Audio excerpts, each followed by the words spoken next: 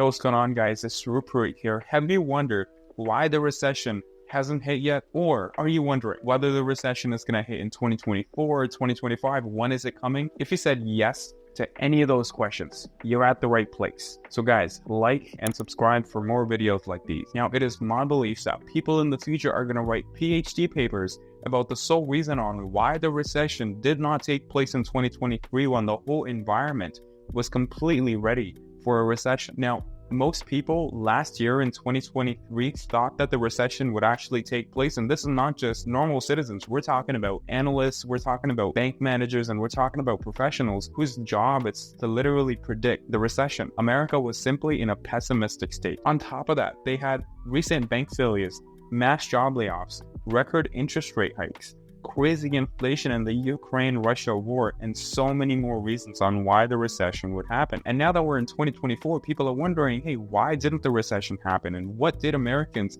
get so wrong so we don't do it again? So I'm here to break it down for you. And the first reason was debt refinancing. You see, during the pandemic, the Federal Reserve slashed rates nearly to zero, allowing homeowners to lock in ultra-low mortgage rates. Now, even though the Fed has jacked up rates to a 23-year high in an attempt to cool down inflation, a lot of people aren't feeling the pressure because they're sitting pretty with those low rates from years ago. It's like they've got golden handcuffs that keep them secure even if the Fed continues to rate hikes. It's got no effect on them until their mortgage renews, and until then, they're in the clear. The second reason on why the recession didn't happen, and I think we can all agree on this, is the strong labor market. You see, the job market of America was doing so good that it single-handedly kept recession at bay. And that's why, because when people have jobs, they get money.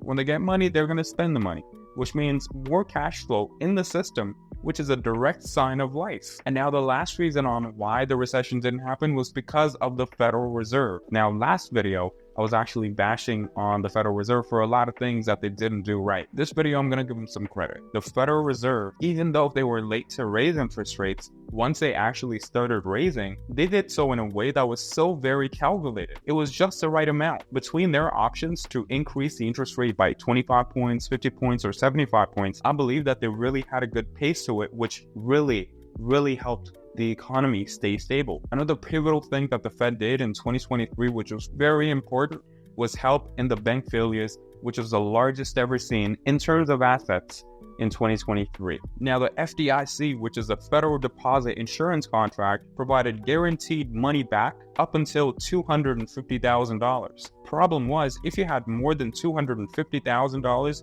you were out of luck. So the Federal Reserve stepped up and, with the help of the National Treasury Department, made sure that the investors who had a balance of over $250,000 were fully protected. This not only provided the investors with a break, this also provided the banks with a break as well. Another thing that the Fed did was offer funds to other banks as a form of a one-year loan, which gave the investors and the banks more confidence and potentially avoided a domino effect of more banks in the brink of a collapse. And now I'm going to talk about when the recession is actually predicted to come. Let's talk about that now. And I'm just going to say this right off the bat. First thing is, no one knows. It's very hard to predict when the recession will actually happen. But in the past, we have had people who've been able to predict the recessions. However, for most of them, it was actually a fluke, or it was a one-off situation that never happened again with them. So instead of leading you into a maze, I'm just going to break down what's happening with the economy right now.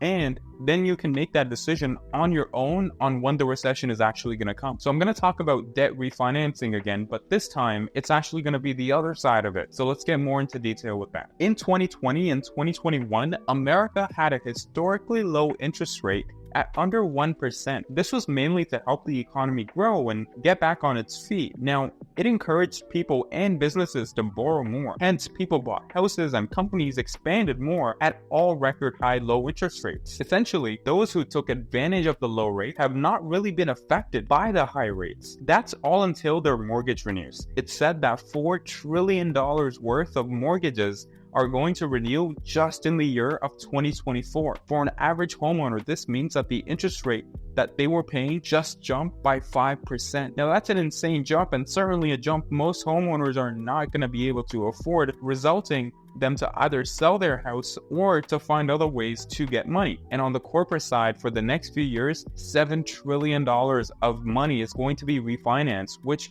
for most cases is going to be in higher interest rates. This means for companies, more bankruptcies and more layoffs. Folks, this is a time bomb. It's not a matter of if, it's a matter of when. It's going to blow on top of America, and it's going to really cause a major recession. On top of that, I would also like to state the current status of employment. We all know that the unemployment number is doing really good, but what's behind that number? Is it really that people are employed, or is it that Americans are now forced to work 2 jobs instead of just 1? I believe it to be the latter. So again, according to the inverted yield curve, it is my belief that the recession will take place during early 2026 and last a while. So I hope you guys learned something new and you got more informed on the recession topic. Now, hey guys, let me know in the comment section below what you think or when you think the recession is going to take place. Very interested to know. Let's have a conversation.